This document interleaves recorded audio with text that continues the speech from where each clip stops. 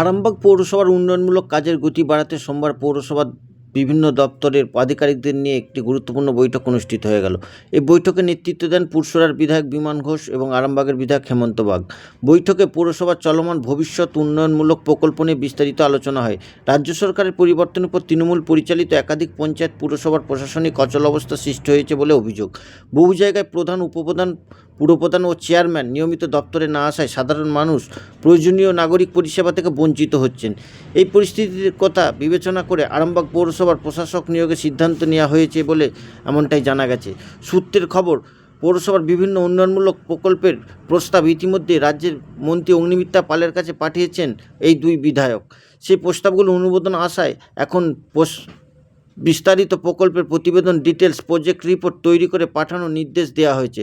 বৈঠকে উপস্থিত ছিলেন আরামবাগ পৌরমণ্ডলের বিজেপির সভাপতি সুমন তেওয়ারি, কাউন্সিলর বিশ্বজিৎ ঘোষ, উপাসক দে এবং সৌভিক কুণ্ডু সহ আরও অন্যান্যরা।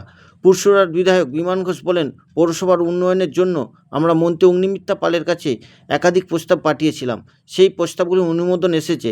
এখন বিস্তারিত প্রকল্প প্রতিবেদন, ডিপিআর তৈরি করে পাঠানোর নির্দেশ দেওয়া হয়েছে। সেই কারণে আজকের এই বৈঠক। অন্যদিকে আরামবাগের বিধায়ক হেমন্ত বাগ বলেন, ডিএম ও এসডিওর কাছে প্রশাসকের জন্য নাম সুপারিশ করে রাজ্যে পাঠাবেন। চূড়ান্ত সিদ্ধান্ত রাজ্য সরকার নেবেন। দীর্ঘদিন ধরে পৌরসভার চেয়ারম্যান দপ্তরে না আসার অনেক উন্নয়নমূলক কাজের ব্যাহত হচ্ছে। তাই খুব শীঘ্রই আরামবাগ পৌরসভায় প্রশাসক নিয়োগ করা হবে। এ বিষয়ে ঠিক কী জানালেন ওই দুই বিধায়ক, দেখতে থাকুন এমডি নিউজ, সবার আগে সব সময়। দেখুন, মিউনিসিপ্যালিটি ডেভেলপমেন্টের জন্য আমরা বেশ কিছু প্রস্তাব অনারেবল মিনিস্টার অগ্নিমিত্রাদিকে দিয়েছিলাম। তো তার ডেভেলপমেন্টের জন্য অর্ডার এসেছে, ডিপিআর বানিয়ে পাঠাতে বলা হয়েছে। তো সেই ক্ষেত্রে সেই বিষয় নিয়ে আরামবাগ মিউনিসিপ্যালিটির যিনি ইও আছেন এবং বাকি অফিসার আছেন তাদের সঙ্গে আলোচনা করার জন্য আমি এবং আরামবাগ এমএলএ এবং আরামবাগ আমাদের কাউন্সিলর আছে, আরামবাগের আমাদের প্রেসিডেন্ট এবং দুজন জেনারেল সেক্রেটারি, আমরা সেখানে কথা বলে বিষয়গুলো নিয়ে সার্কুলেট করার জন্য একটি এসেছি। প্রশাসক কবে বসছে? ওটা চেয়ারম্যান আসছে না, নির্দিষ্টভাবে আমাদের নিয়ম আছে।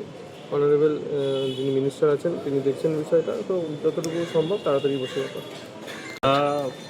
যারা অফিসার আছেন, ডিএম আছেন, আমাদের এসপিও আছেন, এসপিও সাহেব ওনারা ঠিক করবেন, কিছু নাম প্রপোজাল আকারে পাঠাবেন, ওরা যেটা রাজ্য যেটা ঠিক করবে। আরামবাগের প্রতিটি রাস্তার বেহাল দশা, মানুষ প্রতিদিনই অভিযোগ করছে কোনো কাজ হয়নি। কি ব্যবস্থা গ্রহণ করবেন প্রশাসন? আমরা পৌরসভায় যাচ্ছি, কারণ পৌরসভা দীর্ঘদিন ধরে অচল অবস্থা হয়ে পড়ে আছে।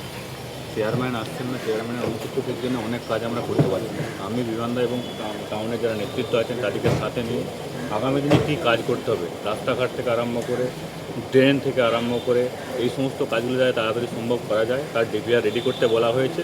এবং আমরা অগ্নিমিত্রাদির সঙ্গে কথা বলেছি, সেই বিষয় নিয়েও অগ্নিমিত্রাদিও কথা দিয়েছেন যে ডিপিআর রেডি করে যারা ইও অফিসার আছেন তাদেরকে দিয়ে ডিপিআর রেডি করে পাঠান, আমরা খুব তাড়াতাড়ি সম্ভব কাজগুলো সম্ভব আসে না।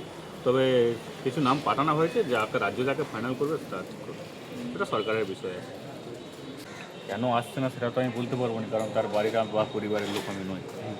শুধু সমীর ভান্ডারে নয়, পশ্চিমবঙ্গের অধিকাংশ পৌরসভার চেয়ারম্যানরা আউট, মার্কেট থেকে আউট, শুধু চেয়ারম্যান নয় পঞ্চায়েত প্রধানরা আউট হয়ে গেছে। এই সমীর ভান্ডারেও তাদের দলে পড়ে গেছে।